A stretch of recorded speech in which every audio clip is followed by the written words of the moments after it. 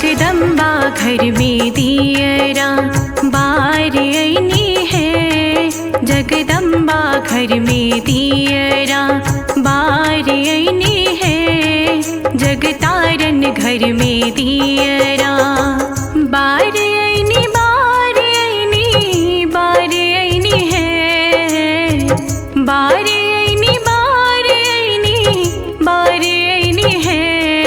जगदम्बा घर में दियरा बार आईनी है।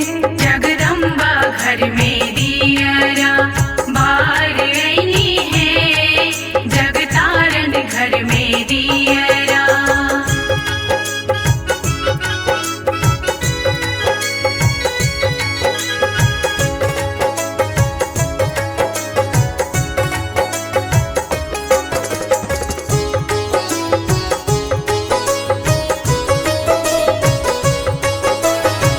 कंचन थार कपूर की बाती। कंचन थार कपूर की बाती। मैया की आरती उतार आईनी है। मैया की आरती उतार आईनी है।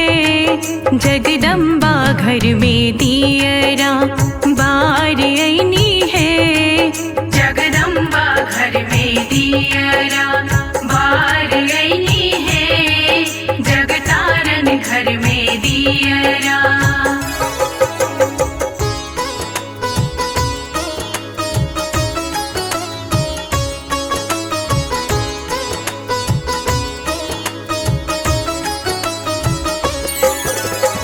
सोने के थाली में व्यंजन परोसल।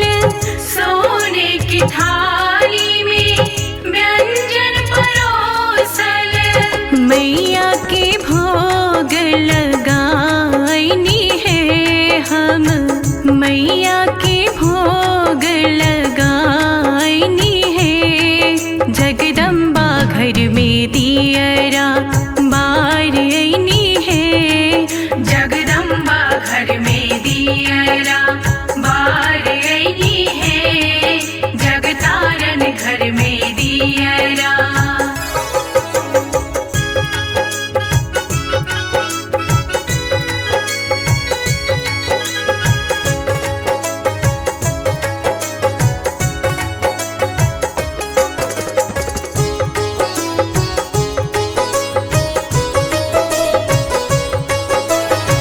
सोने सुराही गंगा जल पानी। सोने सुराही गंगा जल पानी। मैया के चरण पखार आईनी है हम। मैया के चरण पखार आईनी है। जगदम्बा घर में दियरा बार आईनी है। जगदम्बा घर में दियरा बार आईनी है। जगतारन घर में दियरा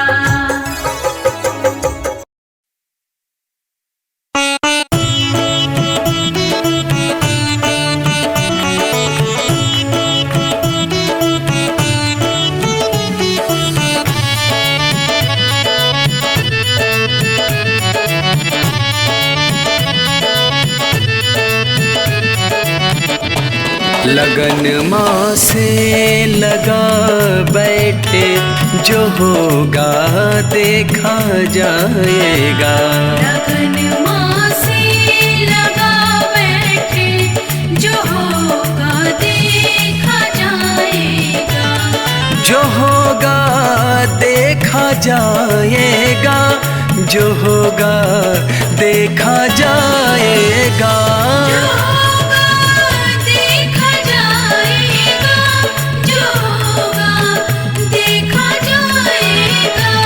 जो होगा देखा जाएगा।